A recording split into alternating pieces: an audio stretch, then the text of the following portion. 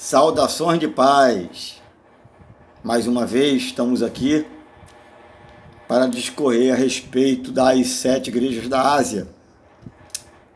Graça e paz vos seja multiplicado.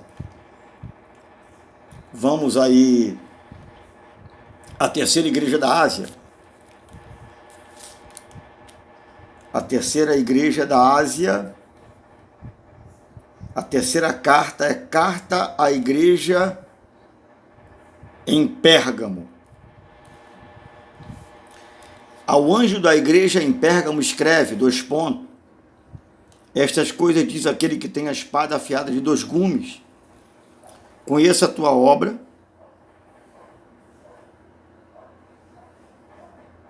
conheço o lugar em que habitas, onde está o trono de Satanás, e que conservas o meu nome e não negaste a minha fé. Ainda nos dias de Antipas, minha testemunha, meu fiel, o qual foi morto entre vós, onde Satanás habita. Tenho, todavia, contra ti algumas coisas, pois que tem aí os que sustentam a doutrina de Balaão, o qual ensinava a Balaque a armar ciladas diante dos filhos de Israel, para comerem coisas sacrificadas aos ídolos e praticarem a prostituição. Outro sim, também, tu tens os que da mesma forma sustentam a doutrina dos nicolaítas. Portanto, arrepende-te, senão venho a ti sem demora, e contra eles pelejarei com a espada da minha boca. Quem tem ouvidos, ouça o que o Espírito diz às igrejas. Ao vencedor, dar-lhe-ei do maná escondido, bem como lhe darei uma pedrinha branca, e sobre essa pedrinha é escrito um novo nome, o qual ninguém pode conhecer, exceto aquele que o recebe. Terceira carta à igreja de Pérgamo. Aleluia. Como nós começamos em todas as cartas, nós costumamos dizer, segundo a tradição fala, não a Bíblia, que o anjo da igreja era o pastor local. E em Pérgamo, segundo diz a tradição,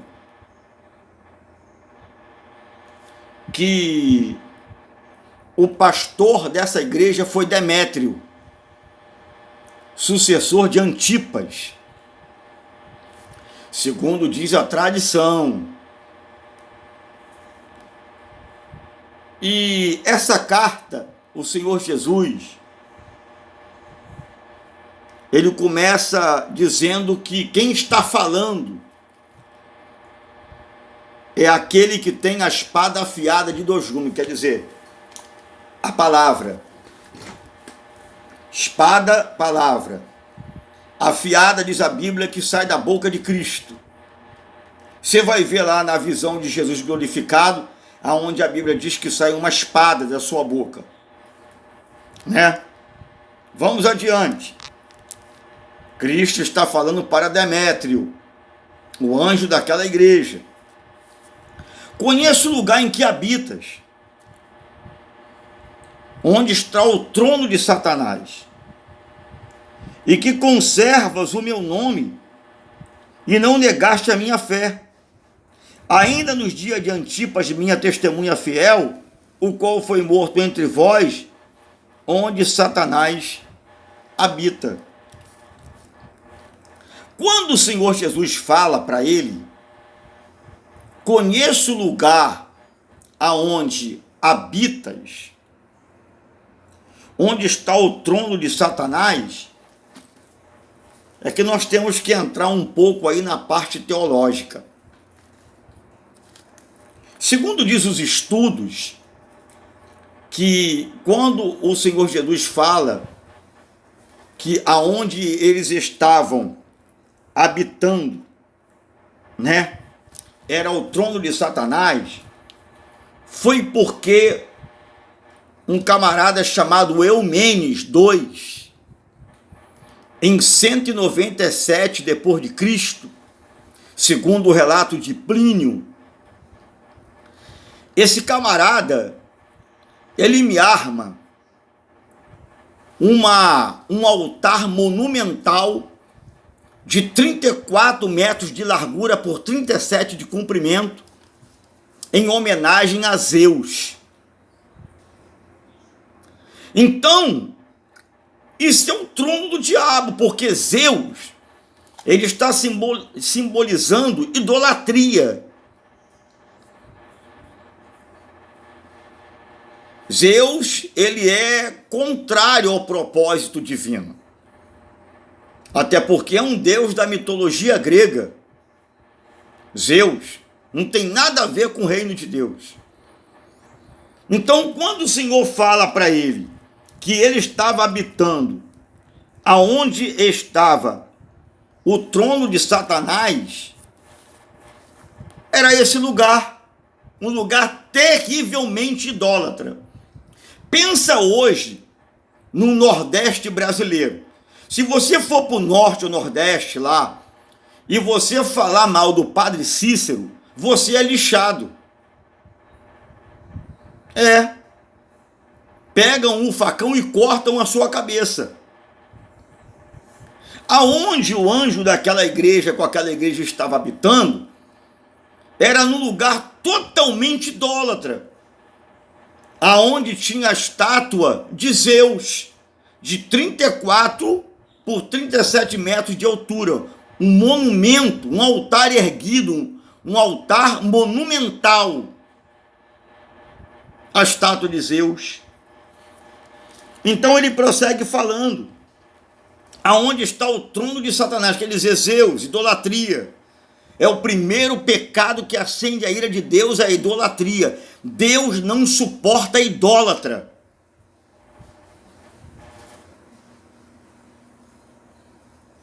Não tem nada de Maria, José, Santo Antônio, nada disso. Nada disso. A Bíblia diz que isso tem boca e não fala, tem olhos e não vê, tem nariz e não ouve, tem nariz e não cheira, melhor dizendo, tem ouvido e não ouve. Não vou cortar, não vou editar não, vai ficar assim mesmo, já pedi desculpa. Tem nariz e não cheira, tem ouvidos e não ouve, viu? Isso é idolatria. O que é idolatria? É Deus ser trocado por uma madeira e por uma pedra. E Deus não aceita isso. E a Bíblia vai prosseguir falando que aonde eles estavam habitando, que era o trono de Satanás, eles estavam conservando o nome de Cristo e não negando a fé. É uma virtude que aquela igreja tinha. Embora estando num ambiente mau, mas eles não estavam misturados, eles estavam ali, naquele momento, guardando a fé. Ainda nos dias de Antipas, tudo leva a crer que foi o anjo que antecedeu a Demétrio, minha testemunha fiel, o qual foi morto entre vós, onde Satanás habita. Então tudo leva a crer que Antipas, ele foi morto aonde estava o monumento de Zeus. Vamos seguindo adiante com o texto. Aí ele vai prosseguir. Tenho, todavia, contra ti algumas coisas, pois que tens aí os que sustentam a doutrina de Balaão, o qual ensinava a Balaque a armar cilada diante dos filhos de Israel, para comerem coisas sacrificadas aos ídolos e praticarem a prostituição. Você conhece, né? a história de Balaão e Balaque, né? A Bíblia diz que Balaão era um profeta de Deus, rapaz. Balaão era um profeta chamado por Deus. Balaão era um profeta de Deus.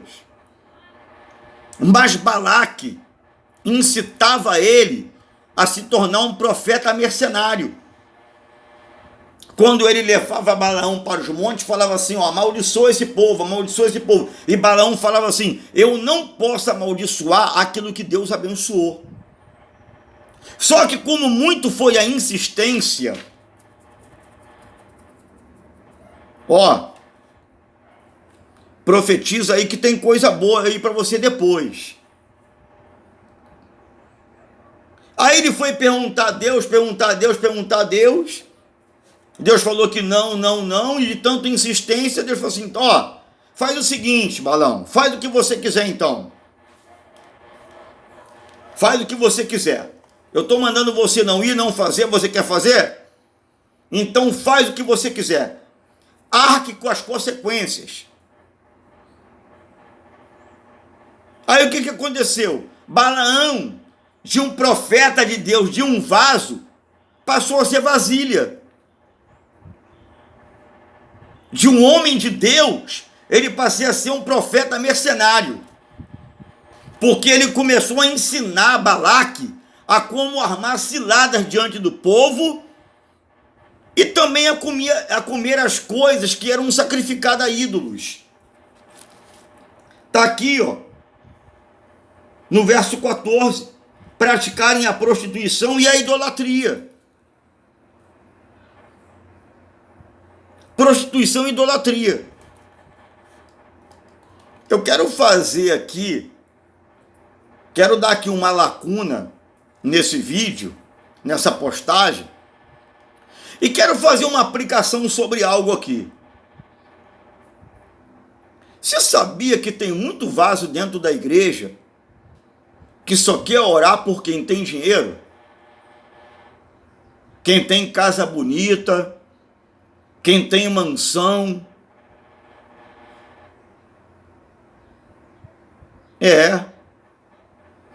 Tem até pastor enfiado nisso. Mulher de pastor. O camarada chega em empresário e é uma bajulação tremenda em cima do camarada. É claro, ali tem uma alma, tem que orar por ele, mas orar por ele não com segundos interesses. Não com interesse de ganhar casa na Barra, não com interesse de verba financeira,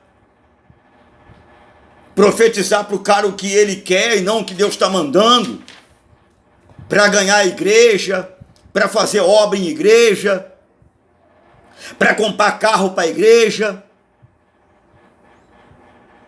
Não. Profeta é profeta. Mercenário é mercenário. Vaso é vaso. Tem que ser vaso e não ser vasilha. Aliás, tem muitos vasos aí que estão falando que estão recebendo revelação de Deus, mas estão recebendo dedução. Ele olha para a cara do camarada no culto, aí o camarada está com a cabeça meio abaixada, triste, ele fala assim, irmão, um espírito de depressão quer entrar na sua vida. Não é revelação não, é dedução isso. Isso é dedução, é o vaso malandro. É o vaso esperto. Porque o camarada está cabisbaixo, ele fala que um espírito disso, daquilo, quer entrar na vida do cara. Ô, irmão, vai orar, vai plantar batata, rapaz. Atribulando os outros. Então Balaão, ele passou de um profeta de Deus para ser um profeta mercenário, correndo atrás de riqueza, ensinando o povo a idolatrar e a prostituir. E estava dentro da igreja, esse tipo de pessoa. Estava dentro da igreja. Não para cultuar. Estava ali em Pérgamo, não para adorar a Deus, para servi-lo. Estava ali para tirar proveito. Viu? Então vamos observar isso aí e vamos adiante, porque vem muita coisa boa por aí. Muita coisa boa por aí. Deixa eu te contar uma coisa aqui. Teve uma certa época que eu estava desempregado. Aí por uma, não digo que coincidência, que Deus não faz nada por um acaso, em tudo Deus tem um propósito, eu fui parar na casa de um vaso lá em Xerém, Duque de Caxias, onde eu moro. Quando eu cheguei na porteira, eu gritei o nome da irmã. Não vou citar nome, que isso é antiético, né? E a irmã falou assim: ô irmão, não posso te receber não, porque tô doente. Volta outro dia. Aí do meu lado parou um Jeep 4x4. Aí gritou a irmã virou pro cara: entra, pode entrar, pode entrar, pode entrar. Aí eu falei assim: ué, o cara do Jeep, ela atendeu, e eu, que ela me conhece também, não pode falar comigo? Não entendi nada. Tá entendendo, meu querido? Para mim ela falou que estava doente, e pro cara ela estava sã. Pro camarada ela estava sã, estava tranquila. E o cara entrou e eu fiquei na porteira. Profeta mercenário, né, rapaz? Mas vamos adiante. Outro sim, também tu tens os que da mesma forma sustenta a doutrina dos nicolaítas. Já falamos sobre ele aqui. Era uma classe de pessoas que ia na contramão de Deus, né? E Deus odiava essa classe de pessoas, né? Essa classe de pessoas. Portanto, arrepende-te, e se não, venho a ti sem demora, e contra eles pelejarei com a espada da minha boca. Então, irmão, ou irmã, pode ser você quem for,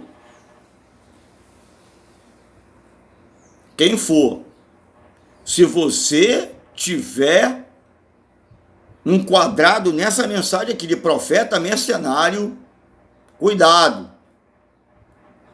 Que meu pai era mineiro, ele falava que nem tudo que brilha é ouro, nem tudo que reluz é prata. Viu?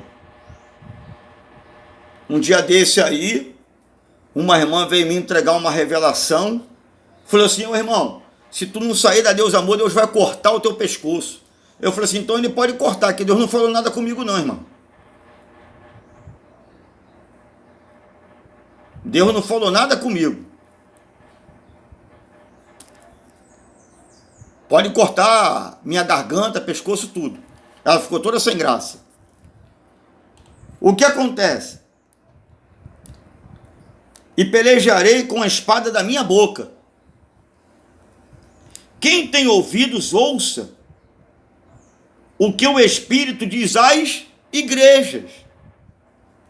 Ao vencedor, dar-lhe-ei do maná escondido, bem como lhe darei uma pedrinha branca, e sobre esta pedrinha escrito um novo nome, o qual ninguém conhece, exceto aquele que o recebe.